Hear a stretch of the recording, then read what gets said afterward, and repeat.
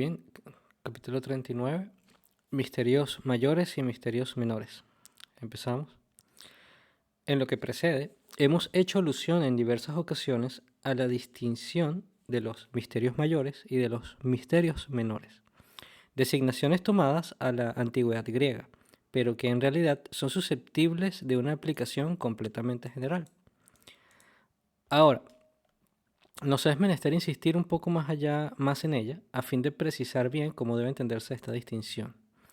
Lo que es menester comprender bien, ante todo, es que en eso no hay géneros de iniciaciones diferentes, sino etapas o grados de una misma iniciación, si se considera esta como debiendo constituir un conjunto completo y proseguirse hasta su término último. Así pues, en principio, los misterios menores no son más que una preparación a los misterios mayores, puesto que su término mismo no es todavía más que una etapa de la vía iniciática. Decimos en principio, ya que es muy evidente que, de hecho, cada ser no puede ir más que hasta el punto donde se detienen sus posibilidades propias. Por consiguiente, algunos podrán no estar cualificados más que para los misterios menores, o incluso para una porción más o menos restringida de estos. Pero eso solo quiere decir que no son capaces de seguir la vía iniciática hasta el final, y no que siguen otra vía diferente de de aquellos que pueden ir más lejos que ellos. Los misterios menores comprenden todo lo que se refiere al desarrollo de las posibilidades del estado humano, considerado en su integridad. Genon dice que esto es un término prestado de la antigüedad griega, pero no estoy seguro de qué fuentes cita. Vamos a simplemente brevemente menores y mayores.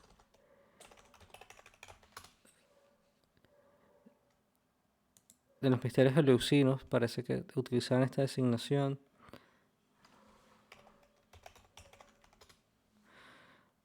Había dos clases de misterios eleusinos, los mayores y los menores. Se celebraban en el mes de Antesterio, en marzo. Los misterios mayores tenían lugar en... Bueno, no sabía esto. Es interesante. Habría que, bueno, ir y ver las correspondencias simbólicas de estos misterios y entender un poquito el contexto histórico de lo que se ha rescatado de esto. Pero bueno, Guénon en su taxonomía nos dice que los misterios menores comprenden todo lo que se refiere al desarrollo de las posibilidades del estado humano considerando su integridad, como explica en el simbolismo de la cruz y como explica aquí alrededor del libro. Y entendemos que los estados individuales son aquellos que están todavía determinados por la forma y enfocados al estado actual humano. Posibilidades del estado humano considerado en su integridad. También lo mencionó en el tema del simbolismo de la Rosa Cruz, etc. Por consiguiente, terminan en lo que hemos llamado la perfección de este estado, es decir, en lo que se designa tradicionalmente como la restauración del estado primordial, que sería el estado adámico de Adán en la tradición bíblica, sería el hombre en su pureza primordial. Los misterios mayores conciernen propiamente la realización de los estados suprahumanos, tomando al ser en el punto donde le han dejado los misterios menores y que es el centro del dominio de la individualidad humana. Le conducen más allá de este dominio y a través de los estados superindividuales, pero todavía condicionados hasta el estado incondicionado, que es el único, que es la verdadera meta y que se designa como la liberación final o como la identidad suprema. Bien, que es la iluminación, el moksha hindú, y que no también lo menciona en otros capítulos anteriores, Alfaná, en el sufismo. Para caracterizar respectivamente estas dos fases, aplicando el simbolismo geométrico, ver la exposición que hemos hecho de ello en el simbolismo de la cruz, dice una llamada, se puede hablar de realización horizontal y de realización vertical. Bien, aquí voy a volver a hacer un resumen de este simbolismo geométrico que es muy interesante. Dice, donde la primera, es decir, la horizontal, la realización horizontal, debe servir de base a la segunda. Esta base se representa simbólicamente por la tierra, que corresponde al dominio humano, y la realización suprahumana se describe entonces como una ascensión a través de los cielos, que corresponden a los estados superiores del ser. Una segunda llamada. Hemos explicado más ampliamente esta representación en El esoterismo de Dante, que es un libro también de Guénon. Por lo demás, es fácil comprender por qué la segunda presupone necesariamente la primera. el punto central del estado humano es el único donde es posible la comunicación directa con los estados superiores, puesto que ésta se efectúa según el eje vertical que encuentra en este punto al dominio humano. Así pues, es menester haber llegado primeramente a este centro para poder después elevarse, según la dirección del eje, a los estados superindividuales. Y es por eso por lo que, para emplear el lenguaje de Dante, el paraíso terrestre no es más que una etapa en la vía que conduce al paraíso celeste. Tercera llamada. En la tradición islámica, los estados en los que terminan respectivamente los misterios menores y los misterios mayores se designan como el hombre primordial, al-insan al-qadim, y el hombre universal, al-insan al-kamil. Estos dos términos corresponden así propiamente al hombre verdadero y al hombre trascendente del taoísmo, que ya hemos recordado en una nota precedente. Hay un libro de Grenon sobre este tema del taoísmo que se llama La Gran Triada, donde también profundiza en estos simbolismos. Hemos citado y explicado en otra parte un texto en el que Dante pone al paraíso celeste y al paraíso terrestre respectivamente en relación con lo que deben ser, desde el punto de vista tradicional, el papel de la autoridad espiritual y el poder temporal.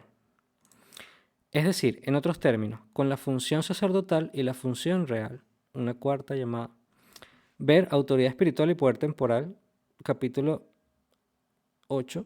Este texto es el pasaje en el que Dante, al final de su tratado de monarquía, define las atribuciones respectivas del Papa y del Emperador, que representan la plenitud de estas dos funciones en la constitución de la cristiandad. Vale. Aquí nos contentaremos con recordar brevemente las importantes consecuencias que se desprenden de esta correspondencia desde el punto de vista que nos ocupa el presente. En efecto, de ello resulta que los misterios mayores están en relación directa con la iniciación sacerdotal y los misterios menores con la iniciación real. Quinta llamada.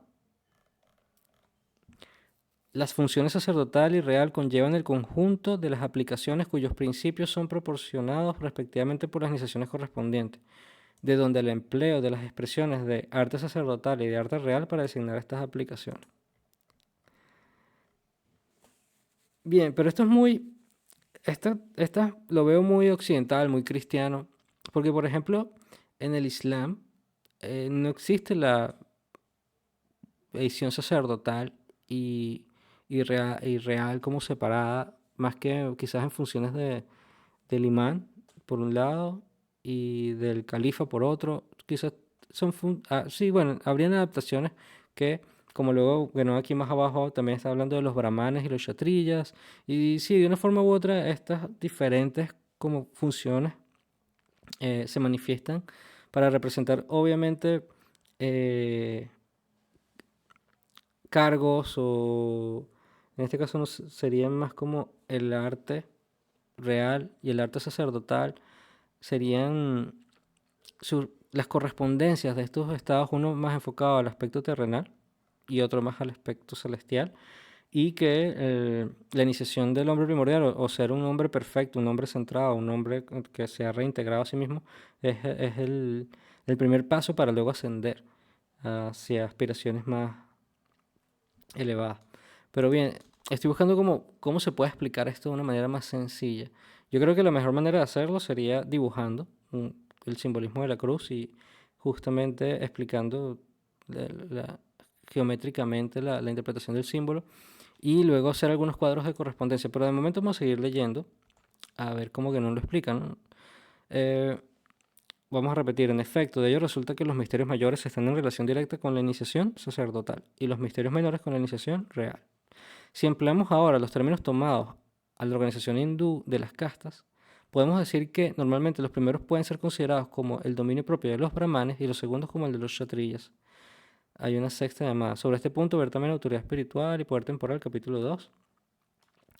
Se puede decir también que el primero de estos dos dominios es de orden sobrenatural o metafísico, mientras que el segundo es solo de orden natural o físico, lo que corresponde efectivamente a las atribuciones respectivas de la autoridad espiritual y del poder temporal. Y, por otra parte, esto permite caracterizar también claramente el orden de conocimiento al que se refieren los misterios mayores y los misterios menores, y que ponen en obra para la parte de la realización iniciática que les concierne. Los misterios menores implican esencialmente el conocimiento de la naturaleza, considerada, eso no hay que decirlo, desde el punto de vista tradicional y no desde el punto de vista profano que es el de las ciencias modernas. Y los misterios mayores, bueno, vamos a anotar acá, misterios menores implican esencialmente el conocimiento de la naturaleza y los misterios mayores, el conocimiento de lo que está más allá de la naturaleza. Entonces, obviamente, física y metafísica. Así pues, el conocimiento metafísico puro depende propiamente de los misterios mayores y el conocimiento de las ciencias tradicionales de los misterios menores. Por lo demás, como el primero es el principio del que derivan necesariamente todas las ciencias tradicionales, de ello resulta también que los misterios menores dependen esencialmente de los misterios mayores y que tienen su principio en ellos. Del mismo modo que el poder temporal, para ser legítimo, depende de la autoridad espiritual y tiene su principio en ello. Si esto se mantuviera, se mantendría. Que el caso de, aquí creo que en algún momento que no, creo que en el libro de autoridad espiritual y poder temporal habla del caso de Napoleón, que él se autocoronó emperador, y es importante esta transmisión y este reconocimiento, por lo menos desde el punto de vista tradicional y de los que se enfocan en los principios, el simbolismo de que una autoridad espiritual te autorice y te dé el permiso de gobernar. Idealmente es así en las sociedades tradicionales. Y bueno, son uno de estos ejemplos históricos, curiosidades de la historia y los simbolismos que conllevan. Acabamos de hablar solo, dice, continuando aquí con la lectura, acabamos de hablar solo de los brahmanes y de los kshatriyas, pero es menester no olvidar que los vaishyas pueden estar cualificados también para la iniciación. De hecho, encontramos por todas partes como estándoles destinadas especialmente las formas iniciáticas basadas en el ejercicio de los oficios sobre las cuales no tenemos la intención de volver de nuevo largamente. Bien, como la masonería, los libreros, ya le he hablado de eso, el compañonaje. Puesto que ya nos hemos explicado suficiente en otra parte sobre su principio y su razón de ser. Séptima llamada, el reino de la cantidad de los signos de los tiempos, capítulo 8. Y puesto que, por lo demás, hemos debido volver a hablar aquí de ellas en diversas ocasiones, dado que es precisamente a tales formas a las que se vinculan todo lo que subsiste de organizaciones iniciáticas en Occidente. Es decir, está hablando de la masonería como un arte de oficio enfocado a los vaishyas. De hecho, en el Japón feudal también existía más o menos similarmente el samurái, existía los campesinos y existía el shogun. Y en todas las sociedades tradicionales existían en cierta forma estos perfiles, estas funciones que además tenían una correspondencia simbólica con principios universales. Para los vaishyas, con mayor razón todavía que para los kshatriyas, el dominio iniciático que les conviene propiamente es el de los misterios menores. Por lo demás, esta comunidad de dominio, si se puede decir, ha conducido frecuentemente a contactos entre las formas de iniciación destinadas a los unos y a los otros. Octava llamada. En Occidente es en la caballería donde se encontraban, en la Edad Media, las formas de iniciación propias de los kshatriyas, por ejemplo los templarios, o a lo que debe ser considerado como el equivalente más exacto posible de estos. Y bueno, sabemos que, por ejemplo, en la masonería hay grados que orden del caballero Kadosh, y hay ciertos órdenes como simbolismos de caballería, asociados, combinados, y que nos dice, bueno, existe en este dominio una cierta afinidad entre los simbolismos de la caballería y el simbolismo de los oficios, etc. Finalmente, el objetivo de ambos es purificar el estado humano, despojarlo de las impurezas para poder alcanzar el estado primordial y luego ascender. Así que es natural que existan correspondencias simbólicas que los hagan muy afines. Continuando con la lectura, y por consiguiente, a relaciones bastante estrechas entre las organizaciones por las que estas formas son practicadas respectivamente. Vamos a ver cuál ejemplo de relación da. Dice que, bueno, repitiendo, los vaishyas y los kshatriyas, en el dominio iniciático les conviene a ambos los misterios menores, y por lo tanto tienen una comunidad de dominio, si se puede decir. Y por eso hay contactos entre ellas, y entre las organizaciones kshatriyas y las vaishyas, o de los caballería y de los oficios. Y por consiguiente, a relaciones bastante estrechas entre las organizaciones por las que estas formas son practicadas respectivamente. Una novena llamada. Es lo que explica, para limitarnos a dar aquí un solo ejemplo característico, que una expresión como la de arte real haya podido ser empleada y conservada hasta nuestros días por una organización como la masonería, ligada por sus orígenes al ejercicio de un oficio. Es evidente que, más allá del estado humano, Las diferencias individuales sobre las que se apoyan esencialmente las iniciaciones de oficio desaparecen enteramente y ya no podrían desempeñar ningún papel. Se repitiendo la lectura. Una vez que se ha superado el estado humano, estas diferencias humanas, individuales, sobre las que se apoyan las iniciaciones, como tú eres de la caballería, tú eres del oficio, desaparecen enteramente y ya no podrían desempeñar ningún papel. Desde el que el ser ha llegado al estado primordial, las diferencias que dan nacimiento a las diversas funciones especializadas ya no existen, aunque todas estas funciones tengan igualmente su fuente en él, en el estado primordial. Las funciones, es decir, el estado primordial las reúne todas, las congrega, las concentra todas. O más bien por eso mismo, y efectivamente, es a esta fuente común a donde se trata de remontar, al ir hasta el término de los misterios menores, para poseer en su plenitud todo lo que está implicado por el ejercicio de una función cualquiera. Esto como se lee para que esté más claro. Pero bueno, es a esta fuente común, se refiere al estado primordial, a donde se trata de remontar, es decir, al centro del corazón del ser. Al ir hasta el término de los misterios menores, has realizado el estado del hombre verdadero, eres el Insan al-Qadim, y estás reintegrado, o sea, que tienes todas las posibilidades del ser humano restablecidas en ti. Esta fuente común, para poseer en su plenitud todo lo que está implicado por el ejercicio de una función cualquiera, puedes aplicar, como estás reintegrado, tienes todas las posibilidades de estado humano, esencialmente, potencialmente, actualizadas en tu ser, puedes entonces ejecutar cualquier función porque ya no tienes esta diferenciación. Eso es lo que simbólicamente se entiende de esta explicación. Bien, si consideramos la historia de la humanidad tal como la enseñan las doctrinas tradicionales, en conformidad con las leyes cíclicas, debemos decir que en el origen el hombre, al tener la plena posesión de su estado de existencia, tenía naturalmente por eso mismo las posibilidades correspondientes a todas las funciones anteriormente a toda distinción de estas. Esto me hace una reflexión de que a medida que una persona está más integrada, es más difícil que esté especializada en algo, porque empieza a participar de cierta universalidad, por lo menos primero del estado humano y luego de participar de estados superiores. Entonces, puede ejercer una función u otra según la necesidad, pero esa universalidad que hoy día en la modernidad es criticada, tiene alguna explicación acá simbólicamente. Pero claro, habría que estar para que esto sea cierto, como dice Ganón aquí, como lo estamos siguiendo en la lectura, en plena posesión de su estado de existencia, y tenía naturalmente por eso las posibilidades correspondientes a todas las funciones. Y a mí me gusta mucho cuando Ganón usa la expresión, el de agotar todas las posibilidades. Cuando llegas a ese centro y te identificas con él, que es un centro espiritual en el ser humano, todas las posibilidades del ser humano están contenidas ahí y por lo tanto, al menos potencialmente, las has agotado, las has actualizado. Es una idea difícil de procesar al principio, pero cuando meditas en ella, tiene sentido y vale la pena profundizar en el significado que se quiere transmitir. Continuando, la división de estas funciones se produjo en un estado ulterior. Es decir, está hablando del estado cíclico. En el principio todas las personas tenían estas posibilidades actualizadas, pero luego, a medida que hay un alejamiento del centro, la división de estas funciones se produjo en un estado ulterior, que representa ya un estado inferior al estado primordial, pero en el que cada ser humano, aunque ya no tenía más que algunas posibilidades determinadas, tenía todavía espontáneamente la conciencia efectiva de las posibilidades. Es sólo en un periodo de mayor oscurecimiento cuando esta conciencia vino a perderse y desde entonces la iniciación vino necesaria para permitirle al hombre recobrar con esta conciencia el estado anterior al que ella es inherente.